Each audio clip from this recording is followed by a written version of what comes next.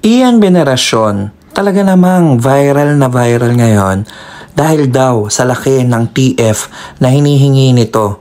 Dahil na-request nga siya kay Direct Ronald Carvalho ng mga taga-Tarlac para lang pumarada for 2 hours at mahigit. So ito yung buong kwento, no? Nag-ask nga daw si Ronaldo Carvalho or Direct Ronaldo Carvalho sa road manager ni Ian Veneracion kung magkano ang TF nito. At sumagot naman ang road manager na 500k. And take note, kakaway lang siya, sasakay lang siya sa isang float. At sabi pa ng road manager, 2 hours lang daw to. Kung lumagpas ng 2 hours, kailangan may extra 100k per hour. So talaga namang napakalaki ng TF na yon, di ba? Isa pang kondisyon ng road manager ni Ian Veneracion ay kailangan daw may sarili itong float at wala itong kasamang ibang artista. Kung may ibang artista sa ibang float, dapat sila. So sinabi ng director ng fiesta sa Tarlac ito sa mga producer o sa mga financer na ganun nga daw ang kondisyon. Ngayon, sabi ng mga producer or financer ay okay lang naman kahit talagang mahal yung 500k for 2 hours. Kaso, parang nag-alangan sila kasi paano kung hindi matapos yung parade within 2 hours? Diba? Baka mamaya bumaba na lang at umalis na lang si Ian Veneracion kung hindi mababayaran yung mga kasunod na oras. Sabi nga ng mga producers, okay lang naman pero parang talagang mahal siya. And binalikan ngayon ni Director Ronaldo Carvalho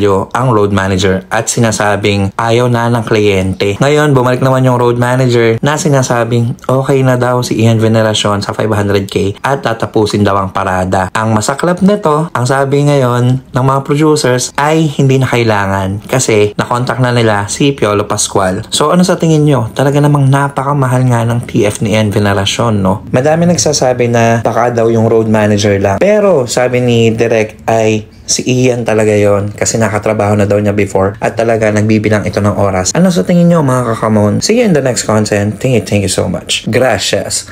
Come on!